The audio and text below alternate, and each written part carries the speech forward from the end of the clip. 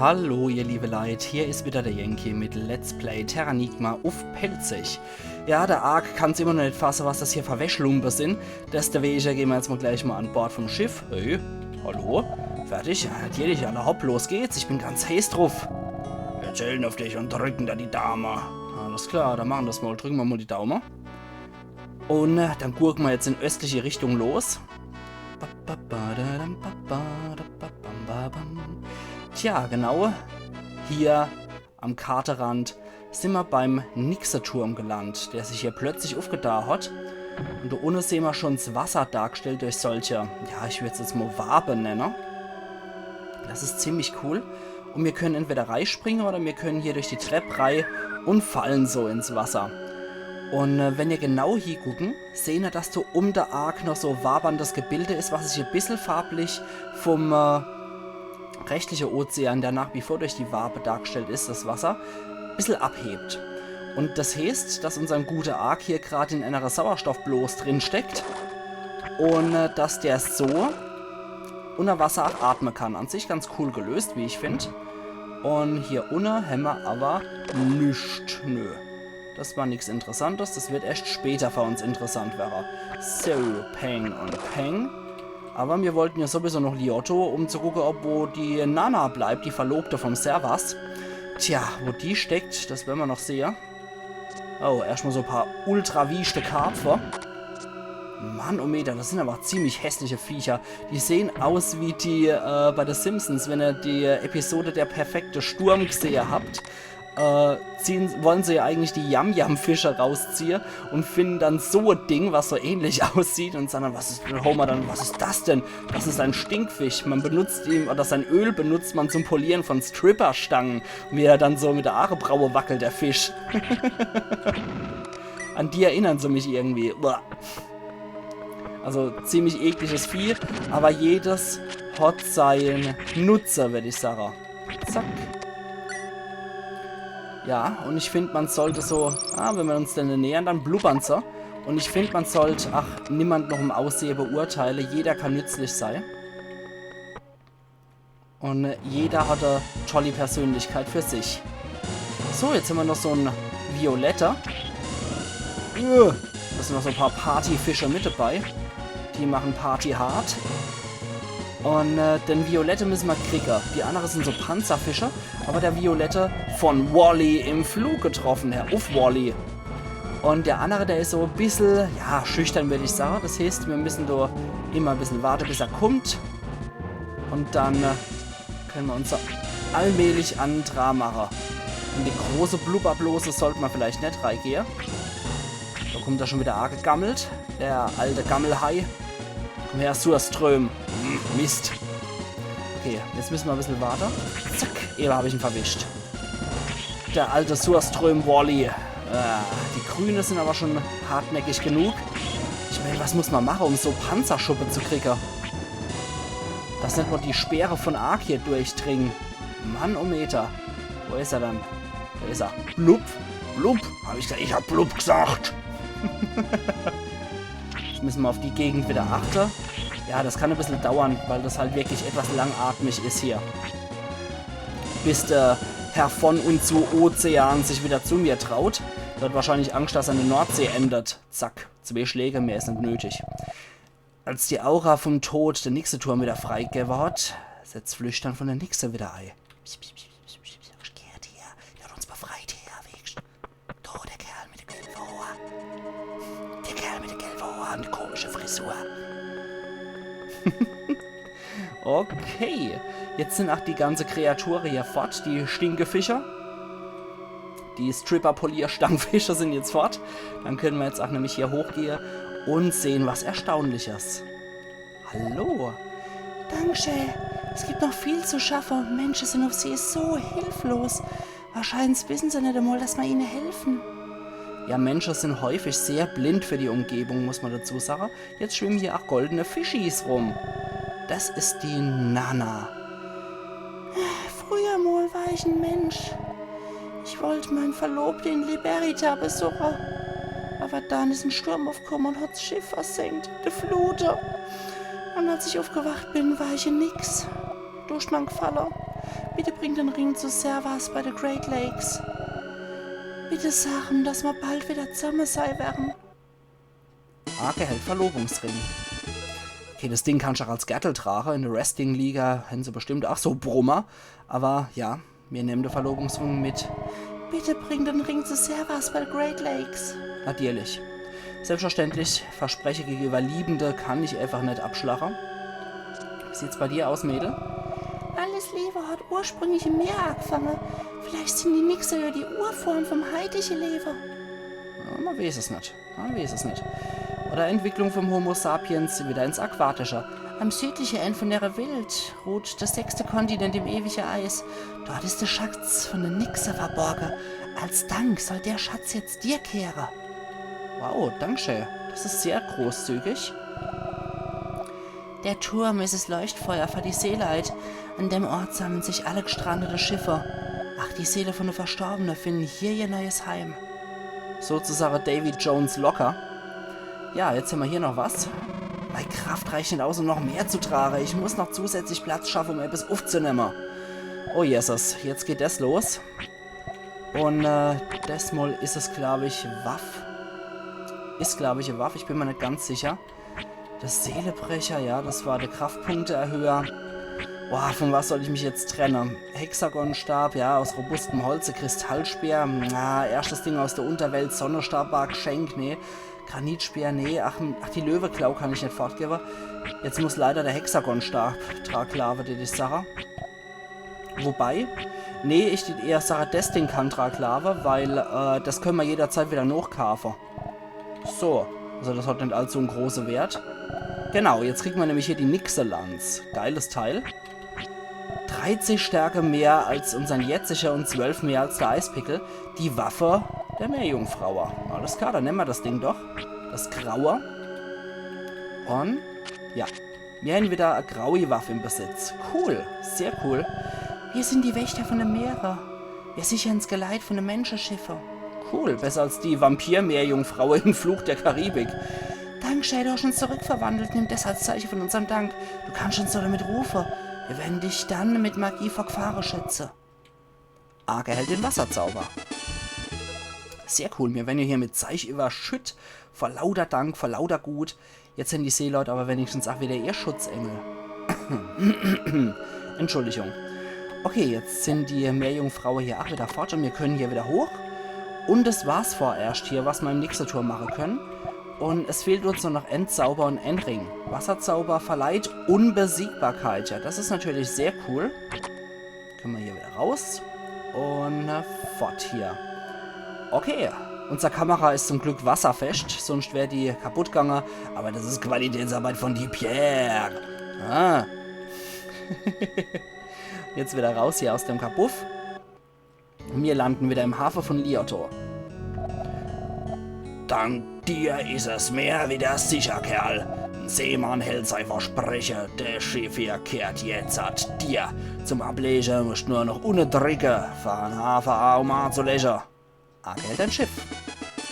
Und ich habe mich immer gewundert als Kind, warum er das jetzt nicht hochhält. Sonst hält er doch alles stolz hoch, was er kriegt. Aber ich glaube, das steht ein Kreuzbandriss und mehrere nette Bandscheibenvorfälle gewährleisten. Okay, ja, das weiß ich schon. Ich muss noch ohne Drücker. Alte Weisheit von Seemännern. Das kann ich jetzt entweder machen, indem ich nochmal zurückkehre in der Hafen und von dort aus ableg, oder indem ich ins so ein Ding gehe und da kann ich auch ablegen. Södeler. Jetzt würde ich nämlich ganz gerne ein paar wirtschaftlich interessante Dinge machen, bevor ich in der Hauptgeschichte weitergehe und Servas treff und ihm erzähle, was da abgelaufen ist. Ich muss gerade überlegen. Ja, ich muss zurück nach Ahola erstmal. Das ist mir ganz wichtig. Und bevor ich aber nach Ahola direkt wieder gehe, will ich noch woanders gehen, um die Entwicklung in Ahola weiter hier fortzutreiben. Dafür muss ich hier anlegen. Ihr erinnert euch, zur Rechte war Safarium. Und ich muss aber noch wohin? In die Wüste Sahara muss ich noch hier. Und kann hier noch ein paar diverse Sachen abstauben. Zum Beispiel 703 Taler in dem verlassenen Wüstefriedhof, wo wahrscheinlich auch einmal eine Siedlung war. Und nochmal 1003 Taler. Also dank Chef die Finanzspritze hier. Dann können wir da auch nochmal, glaube ich, rumwascheln. Irgendwo, genau. Irgendwo, oh, die Luran-Musik hier. Oh, Alter.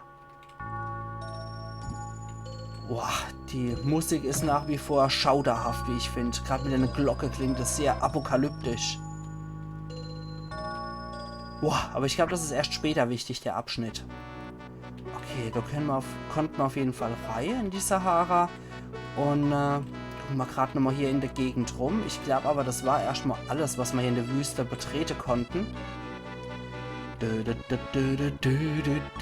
Ach, großartig. Ich mag diese Overworld-Musik. Ach ja. Und bevor wir dann hingehen, ja. Okay. Gut, alles gecheckt. Dann können wir jetzt nämlich dort hier gehen, wo ich hin wollte. Karawane. Caravana, Entschuldigung. Oh, die sagen nichts, die Kamele. Das ist schade. Hier ist niemand daheim.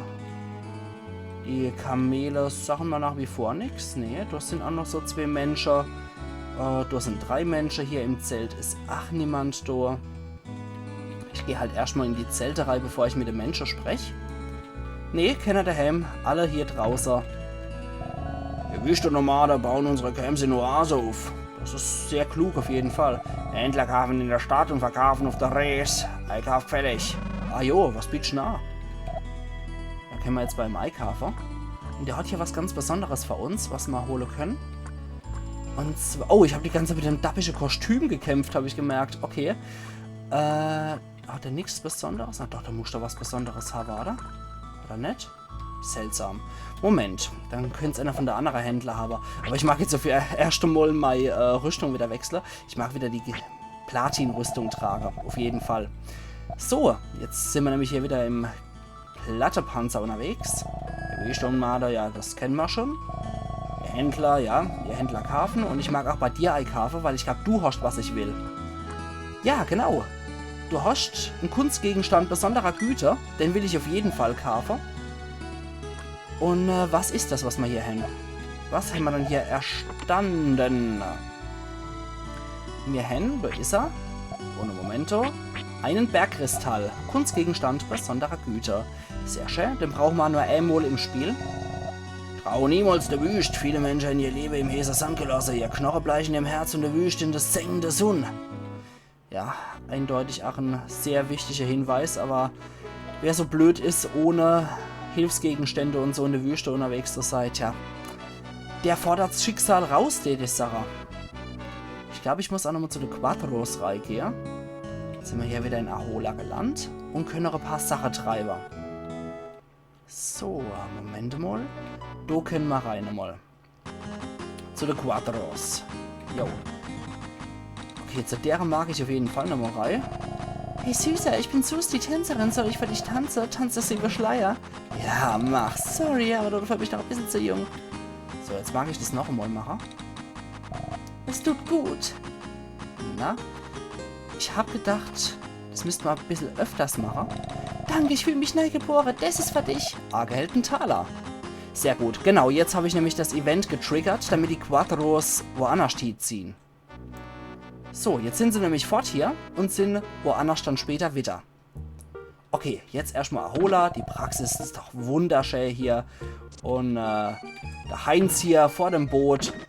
Ach, das Boot ist doch so schön, das wollen wir fotografieren. Die Kirche mit dem Captain davor. Zack, wird's fotografiert. Wunderschön hier. Natürlich die schöne Frau, die dürfen auch nicht fehlen. Guck mich an. Jawohl. Und hier der lustige Gesell vor dem Hotel. Zack, jetzt haben wir alle Sehenswerte fotografiert und können nochmal zu Leute hingehen. Beim Kunsthandwerker haben wir jetzt nämlich etwas erworben, was ich unbedingt gebraucht habe davor. So, das geht an dich, mein Freund. Hallo, der funkelnde Stell, der sieht aber interessant aus. Gib's schon mal? Ja klar, nimm. Bitte, es ist mal Fred. Oh, vielen Dank, das gibt mir das richtige Gefühl, was Gutes getan zu haben. Arg übergibt der Bergkristall. Dein Bergkristall, der hat mich doch dazu inspiriert. Zu was? Will ich's wissen? Will ich's wissen? Ich gehe nochmal zu dir. Okay, das sagt wieder selber. Hat auf jeden Fall geholfen für die Entwicklung von Ahola. Jetzt gehen wir zum nächsten, der helfen kann.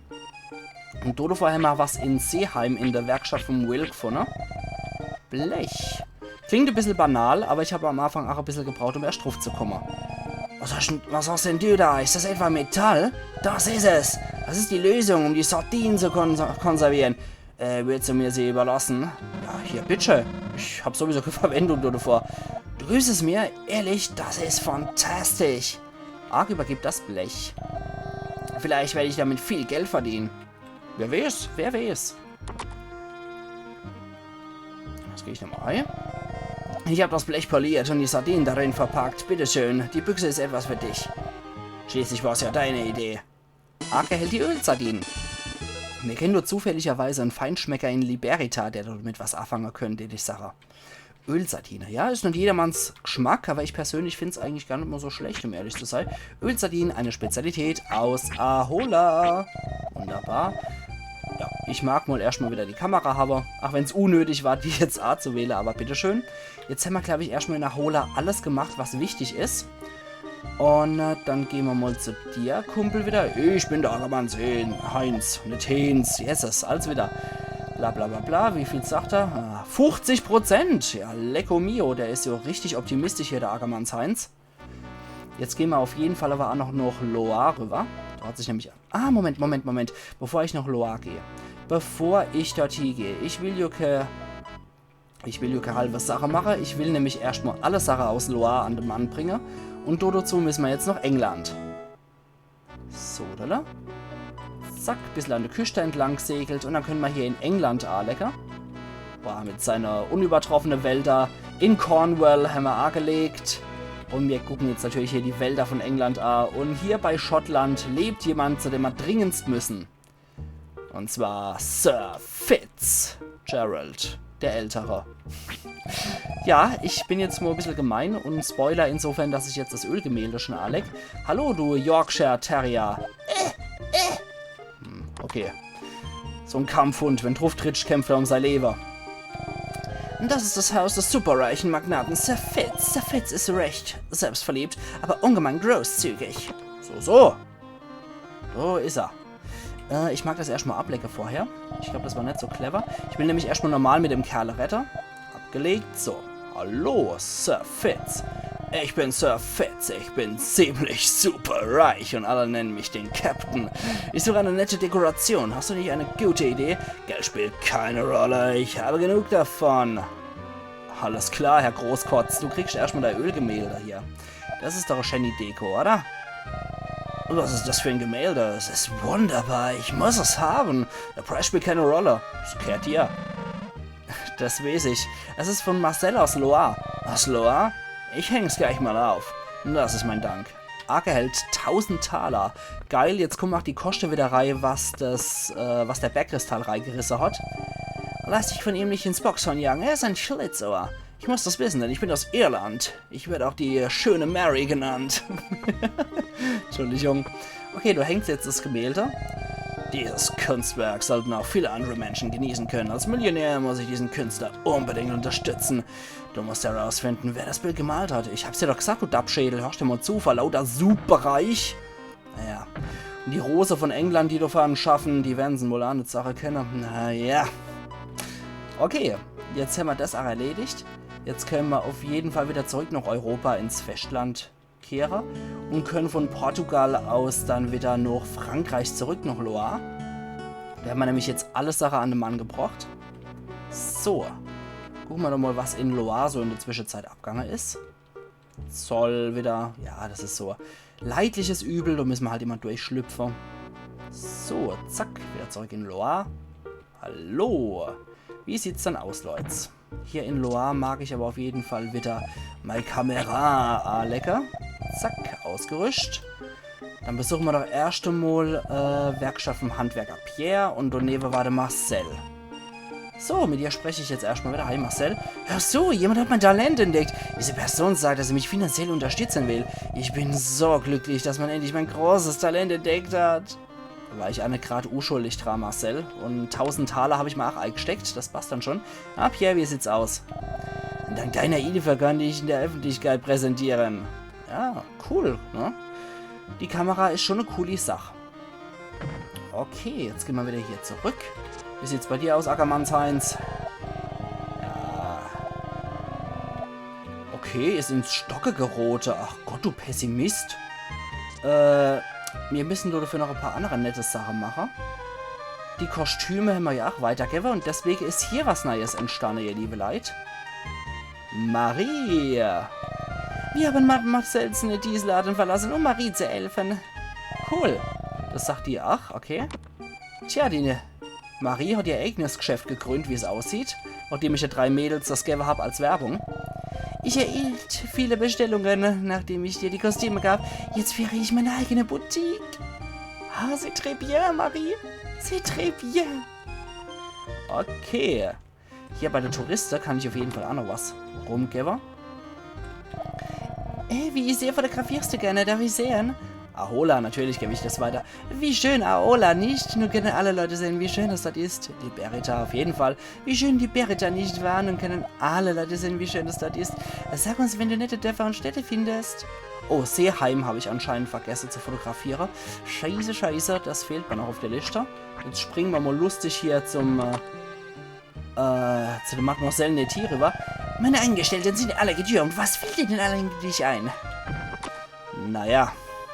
Bei dir hätte ich auch nicht schaffen wollen, du Gretel. Also, ganz im Ernst. Und jetzt gehen wir noch zu dem Kerlerei, zum Kellermeister hier. Zum Winzermeister. Okay, und du hier? Gib lieber meiner Freundin etwas. Seit ich dir den Wein gab, haben viele Leute danach gefragt. Ich kann die starke Nachfrage nicht mehr befriedigen. Ja, cool. Aber sein Angestellter scheint irgendwie zu viel zu saufen davor, oder? Ich studiere hier. Da sagt man, hier gibt es den besten Wein. Ich habe so viele Bestellungen, dass wir kaum noch nachkommen. Okay, also sei Angestellter scheint wohl auch sei beste Kunde zu sein, automatisch. Na gut. Wie sieht's dann hier? Ich glaube, das war erstmal alles. Ja. Das war's erst einmal. Jetzt müssen wir warten, bis andere Städte sich entwickeln, damit weitere Touristbüros entstehen und wir so dann Bilder wieder an den Mann bringen können. Okay, also Loire hat die 2. von 3 Stufe erreicht, beziehungsweise hat jetzt die 2,5er Stufe erreicht, weil die Marie jetzt auch ihr Geschäft hat. Okay, Ahola fehlt noch ein bisschen was, damit es weitergeht. Deswegen gehe ich jetzt erstmal nochmal nach Liberita zurück. Und hab da auch nochmal was zu erledigen in Liberita. Okay, nicht, dass es sich nochmal weiterentwickelt in der Zeit. Sodela. Jetzt gehen wir wieder dort hier zurück, noch Liberita.